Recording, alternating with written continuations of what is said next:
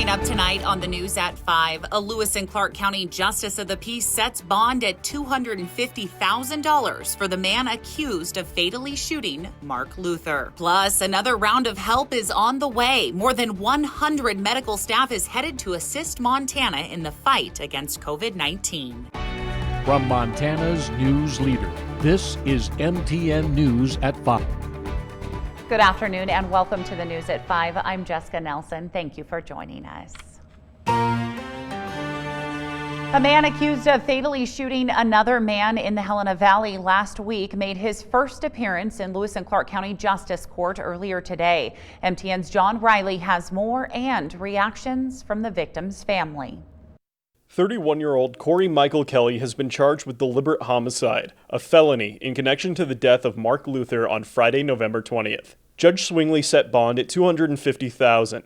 Luther's parents say they've been overwhelmed with support from the community and were supportive of the judge's decision. I'm really glad that the judge is keeping him incarcerated until the trial date, and hopefully he'll get the sentence he deserves. According to documents filed with the court, Kelly was at Luther's residence along with several other individuals early Friday morning. Law enforcement found a video film that evening in which a scythe was used to cauterize a wound on Luther's face. Detectives say Kelly can be seen in the recording. Witnesses told detectives later Luther and Kelly had gotten into an argument, with Luther eventually presenting several loaded firearms and told Kelly to pick one. Witnesses told law enforcement Luther made several comments to them and Kelly that the firearms were loaded. Kelly allegedly picked one of the firearms described as a military-style M4 and shot Luther in the chest. Kelly is then accused of leaving the residence and striking two other vehicles with his vehicle while leaving. He was located by authorities just before 10 p.m. Friday night and was taken into custody without incident. Kelly is expected to enter his plea before district court on Tuesday, December 15th. Should he manage to post bail, it's anticipated that he'll be asked to wear a GPS tracking device upon release. Reporting in Helena, John Riley, MTN News. All right, switching gears to our forecast. What do you have for us? It's only Monday. It is only Monday, boy. Case of the Mondays here. Yeah. Good afternoon, everybody. Hope you had a great weekend. Lovely weekend, a lot of sunshine, temperatures pretty comfortable, a bit of wind in some areas. Nice color in the sky here from our Monarch camera here. And in the sky, a few snow showers were moving through. Just a couple little light flakes here or there, mainly up over the mountains closer to the divide and also near the high woods and the little belts, picking up a few flakes of snow. But looking ahead, I don't have much for you. Smooth sailing if anybody is choosing to travel leading up to the holiday. But on the holiday, you might be blown away by Grandma's cooking, and you may be blown away by the wind as well on Thanksgiving. And how about another weekend with sunshine? I'll have more on the forecast coming up. A composite of state and locally reported data shows Montana cases of COVID-19 increased to over 56,000 cases. More than 15,000 of those are active. 20 more deaths have now been reported, bringing Montana's COVID-19 death total to 642. As COVID-19 cases escalate in Montana, the disparity between state data, data from DPHHS, and local data from county health departments continues to grow. MTN will use a combination of these sources to deliver more accurate information. Local county health departments may be alerted to cases before Montana DPHHS. Using that local data means there will be times when MTN coronavirus data does not align with the state report. More than 100 traveling nurses have arrived in Montana to help fill critical staffing shortages because of the COVID-19 surge, and many more are on the way. Governor Steve Bullock announced today the state has contracted with Seattle area firm to bring the badly needed personnel into Montana. 110 medical staffers arrived through last weekend, and another 170 are expected to be here by the end of the week. Most of the help is being sent to the big hospitals in Billings, Kalispell, and Great Falls, but they're also going to hospitals in Missoula, Butte, Bozeman, and Livingston. Hospitals are facing critical staff shortages right now. Many staffers have had to quarantine and can't work either because of contracting COVID-19 or being in contact with those who have it. Some Great Falls High School students are showing support for healthcare workers with a unique week-long scavenger hunt. MTN's Coulter Anstad explains. Who needs capes when you have scrubs? For the past week, Thank you for taking care of us. members of the Health Occupation Students of America organization at CMR High School have been busy showing their support for local healthcare workers. It makes me feel really good. Junior Chloe Clark and another member spent time standing outside benefice holding up signs. Mine said honk for healthcare workers, and then another one said thank you healthcare workers. Did you get a lot of honks when you're holding up the sign? Yeah, we did. It was really loud and it was really good. HOSA is a group for students who want to work in the healthcare industry. The students do community service with organizations like the fire department and local health department and visit elementary schools to talk to students about the organization. With the pandemic raging, students created what they call a scavenger hunt, in which they earn varying amounts of points for doing positive activities. I remember the first day that we started doing this, it was such a good day.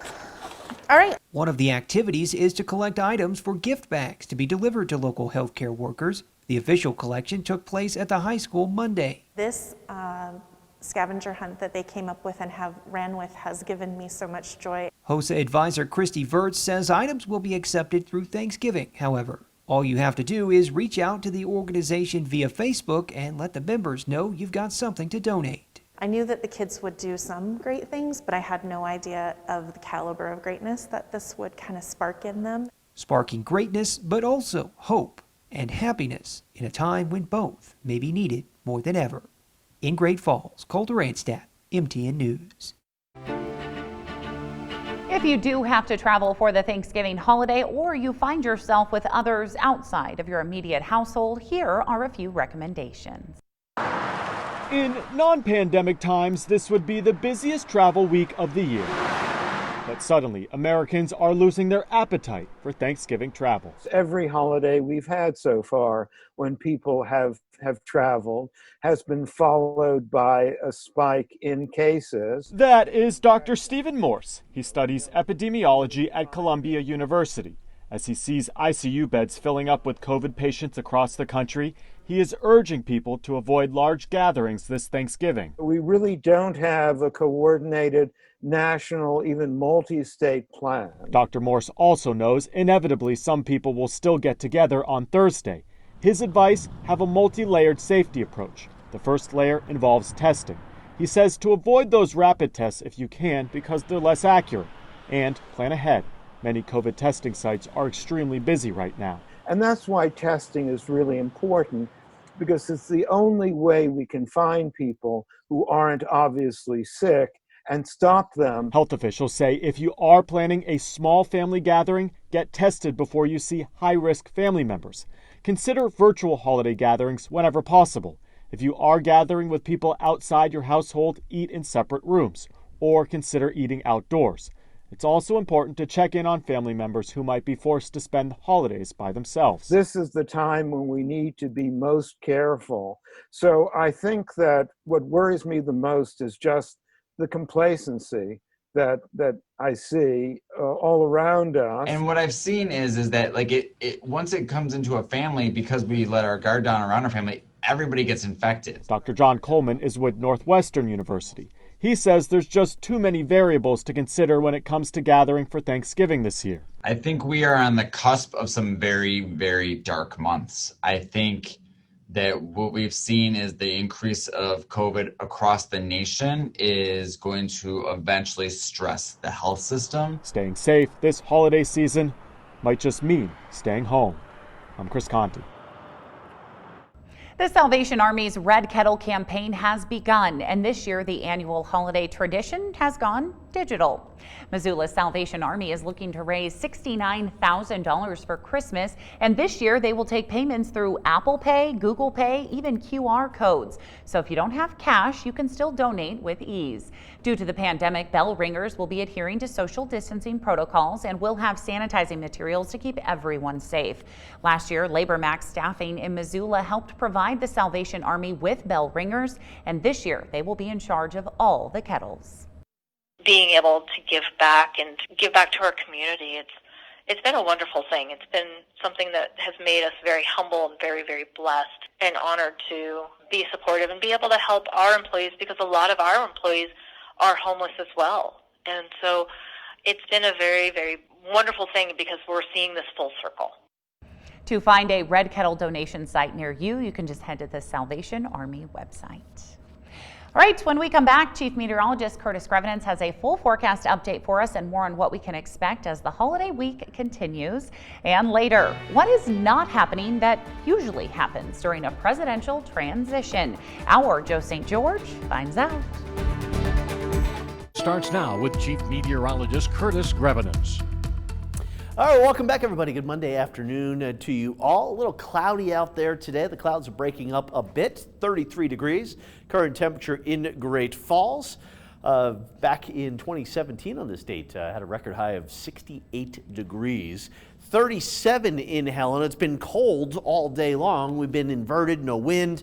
Now a little front just pushed through and actually scoured out the cold air, and the temperatures have come up here in the last few hours. But there you can see the numbers generally in the 20s and the 30s. Billings checking in at 40 degrees. Nothing too outrageous here for the end of November, latter half of November. Wind speeds also nothing too crazy. 13 mile per hour wind in Livingston. That's nothing on the radar. Again, just a couple little snow showers here and there, mainly up over the mountains along the Continental Divide. You can see some of that out there near the Flint Creeks, the Pintlers, and then also over to the Sapphires, and had a few little snow showers over the Big Belts and the Little Belts earlier today. It's part of a weak system.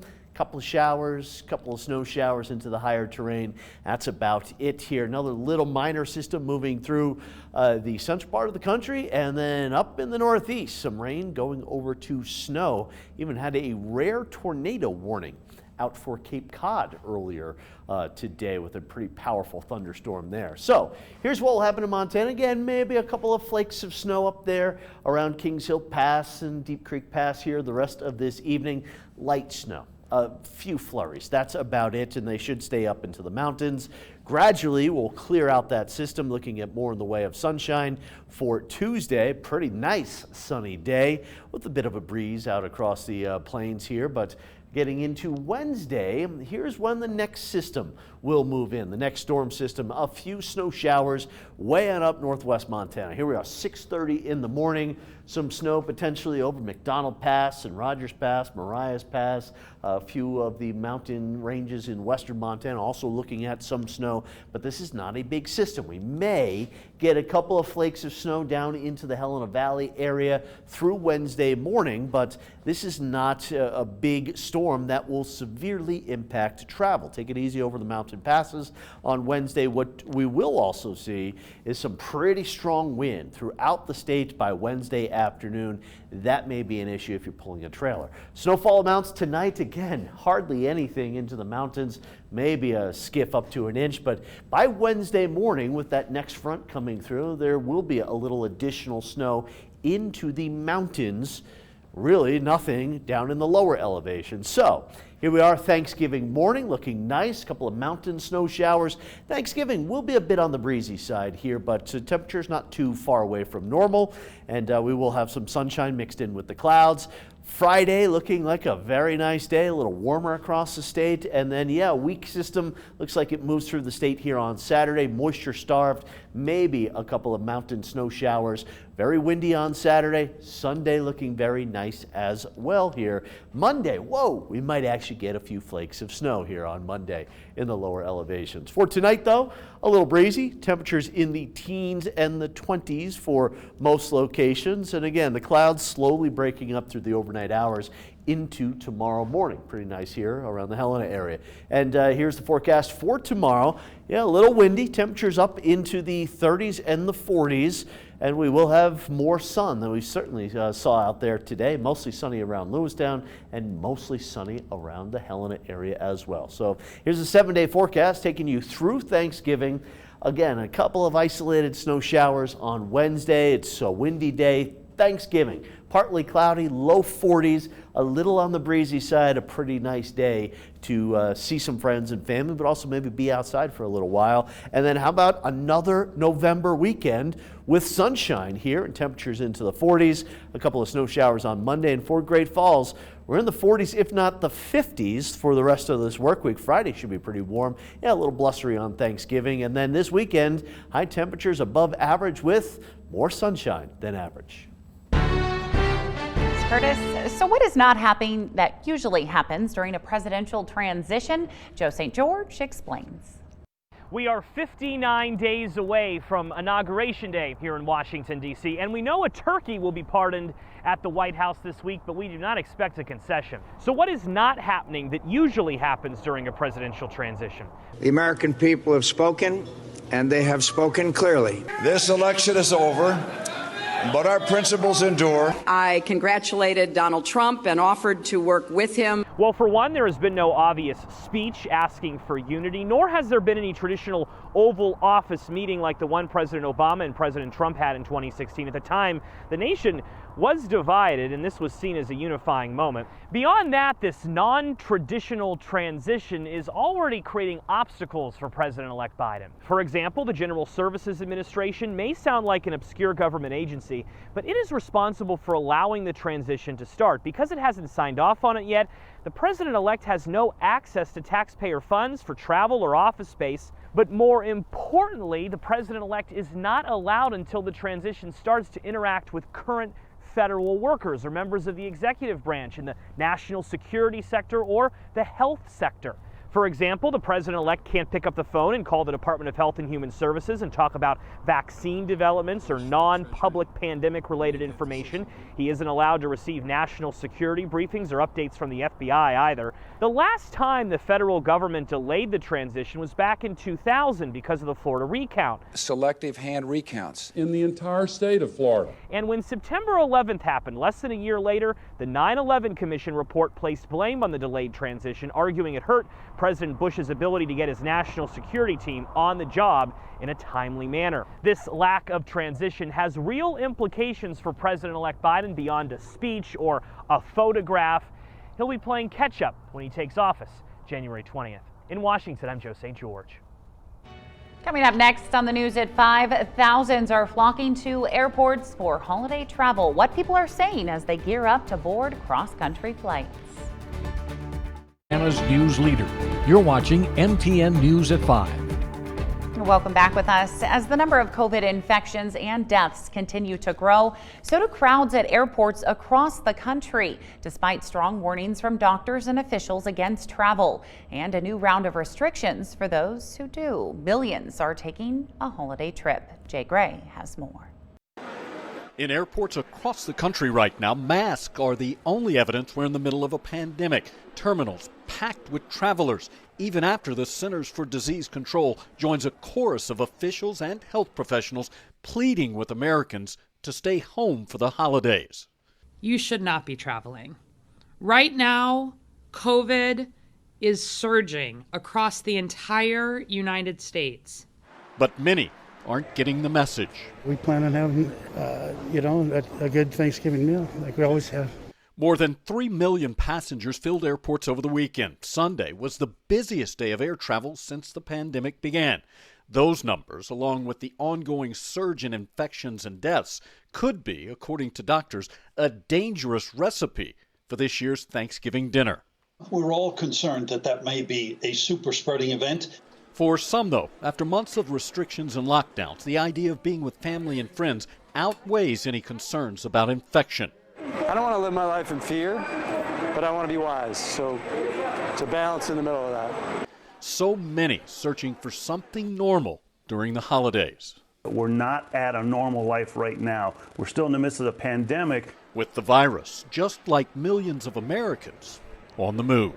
Jay Gray, NBC News, Chicago.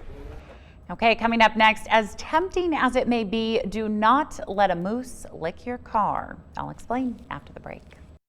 When we welcome our West Coast viewers, is it time to rethink school closings? What we now know that has some virus experts believing we're doing it all wrong. Plus, is TV's The Crown giving Americans a false history lesson? What Princess Di's brother is now saying about the hit series when we see you for NBC Nightly News. Anna's news leader. You're watching MTN News at 5. Wildlife officials in Canada do not want people to let moose lick their vehicles. Signs have been put up telling drivers not to let that happen. They say moose can't resist the salt that ends up on the vehicles after it's been spread in the winter roads. Moose need salt to maintain healthy mineral levels in their bodies. Wildlife officials say allowing them to lick salt from vehicles makes them more comfortable around cars, and that leads to more crashes. Officials want people to drive away when they see a moose getting too close. All right, thank you so much for joining us. That's all for us this evening. Nightly News is next.